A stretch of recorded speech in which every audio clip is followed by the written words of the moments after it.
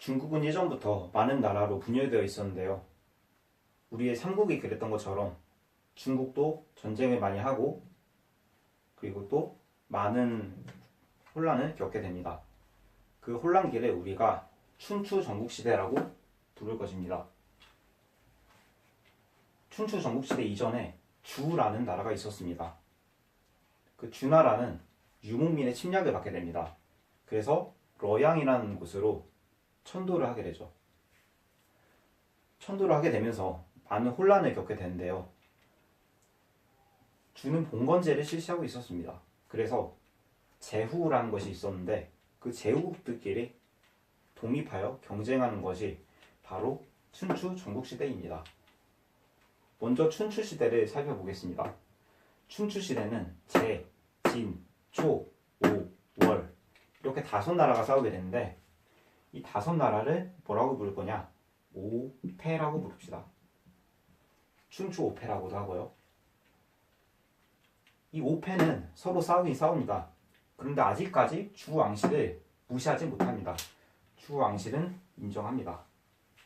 하지만 전국시대는 좀 다르죠. 이 전자가 뭡니까? 전쟁할 때 전장입니다. 나라끼리 싸운다. 한마디로 완전 난장판이 된 거죠. 그때는 한, 조, 위, 초, 연, 제, 진 이렇게 7나라가 싸웠고 그리고 진나라랑 이 진나라 다른 나라입니다. 이 진나라는 그 춘추시대의 진나라는 그냥 한 나라이고요. 그리고 이 진나라는 훗날 중국을 통일하게 되는 그런 나라가 되겠습니다. 이 7개 나라를 지금 칠웅이라고 부릅니다. 전국 칠웅이라고도 하죠. 이 칠웅은 완전 싸우면서 주왕실이 있다는 것 자체를 잊어버린 것 같습니다. 주왕실을 완전 무시하고 그냥 싸우기만 합니다. 굉장히 이렇게 정치적으로 혼란하였지만 사회가 굉장히 발전해요. 왜 그런 것이냐? 첫 번째로 철기가 그때 사용되게 되고요. 이렇게 전쟁을 하면서 무기나 아니면 그 농업을 할 때 쓰는 농기구 그런 것을 다 철기로 만들게 됩니다. 그 두 번째로 우경이라는 것이 이때 실시가 되고요. 세 번째로 제도가 많이 생겨납니다. 왜냐하면 영토가 넓어지기 때문에 효율적으로 다스려야겠죠. 그 네 번째로 상업이 발달하면서 화폐가 그때 유통되게 됩니다. 그 다섯 번째로 제자백가라는 것이 생기는데 이 제자백가가 뭐냐? 그 우리 스승들 있잖아요. 인류의 위대한 스승들 중에서 자자 들어가신 분들 있죠? 공자, 맹자, 순자, 뭐 손자도 있고 한비자, 뭐 앞으로 말할 묵자, 뭐 고자라는 사람도 있고 이제 그 여러 가지 사람들이 다 제자백가에 속하는데 이 사람들이 이렇게 제후국에서 싸우면서 서로 나라를 만들어야 될 거 아닙니까? 그래서 여러 인재를 우대하게 되는데 인재를 우대하는 과정에서 훌륭한 석학들이 모이게 됩니다. 그들이 바로 이 제자백가입니다. 제자백가는 5가지의 그 종파로 나뉘는데 첫 번째가 유가입니다. 유가는 인과 예를 강조하고 대표적인 학자로는 공자가 있죠. 그 두 번째 법가는 법과 엄격한 통치를 강조하고요. 한비자가 대표적입니다. 도가는 다른 말로는 노장사상이라고도 하는데 노자와 장자가 유명하고요. 자연의 도리를 강조합니다. 네 번째로 묵가는 앞에 거랑은 좀 다르게 차별 없는 사랑과 평화를 강조하는데 묵자라는 사람이 있습니다. 그 사람이 창시했기 때문에 묵가가 되는 것입니다. 그 병가는 우리 교과서에서 다루진 않지만 중요하게 좀 많이 알려져 있기 때문에 한번 써봤는데요. 병가는 손자라는 사람이 있습니다. 손자병법이라는 책이 있죠. 그 손자병법에서 손자는 그 여러 가지 전술들을 다루고 그 전쟁은 가급적이면 하지 말아야겠다. 그런 메시지도 동시에 주는 것이 바로 이 병가입니다. 그런데 이 혼란기를 통일하는 사람이 분명 있을 거예요. 그 나라가 바로 진나라고요. 통일한 사람은 시황제입니다. 기원전 221년에 통일되었습니다. 정치적으로는 법가 사상을 중심으로 하고요. 그래서 굉장히 빡세게 통치를 하게 되죠.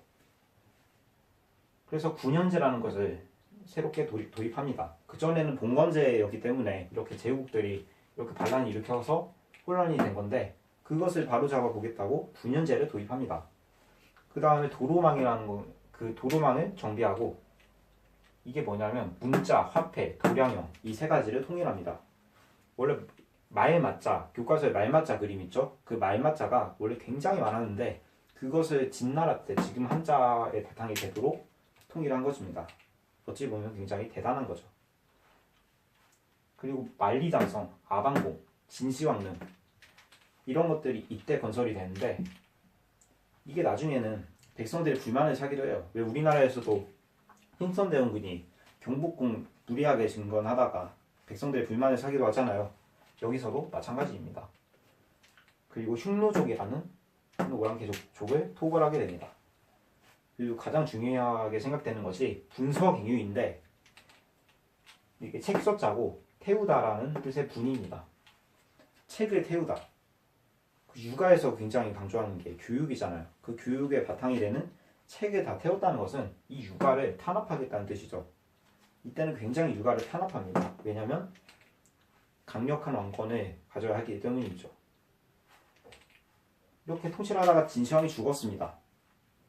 진승하고 오광이라는 사람이 난을 일으키게 되는데 이것을 우리가 진승오광의 난이라고 부릅니다. 이렇게 여러 제후들이 난을 일으키고 하다 보니까 결국 이 진나라는 망하게 되고요. 또 중국은 다시 잠깐 혼란해지게 됩니다. 하지만 곧 다시 중국을 재통일하는 사람이 있습니다. 바로 한나라를 세운 유방입니다. 앞으로는 한고조라고 부르겠습니다. 정치적으로는 유가사상을 바탕으로 하는데요. 앞에서 진나라가 이 법가사상, 그러니까 엄청 빡세게 통치하는 거잖아요. 그 빡세게 통치해서 백성들이 난을 일으켜서 나라가 망한 건데 그럼 이번에 나라가 안 망하게 하려면 백성들을 좀 풀어줘야겠죠. 전 정권하고는 다른 점을 보여줘야 한다고요.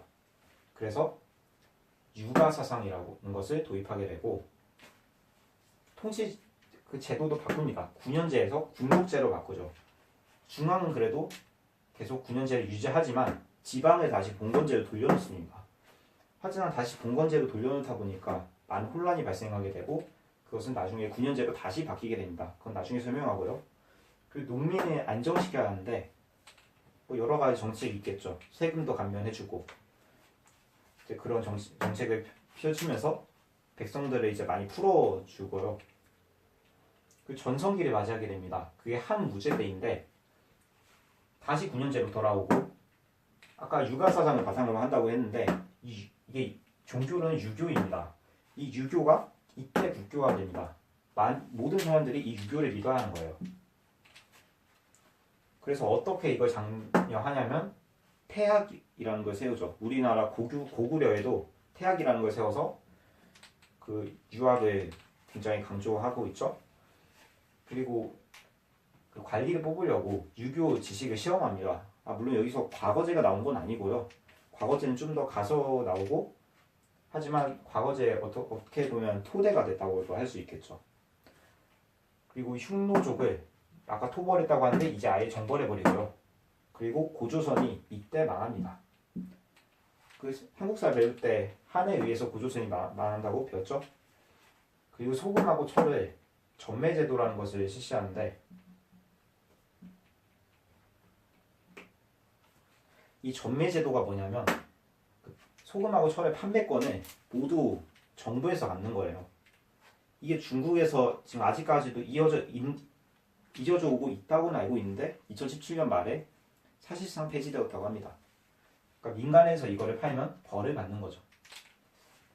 그래서 이거 팔아서 어디다 이 금액을 충당할까요? 전투한 데도 쓰고 왕릉을 만드는 데로 사용합니다. 여러 가지 국가의 중요한 재정에 사용하게 됩니다.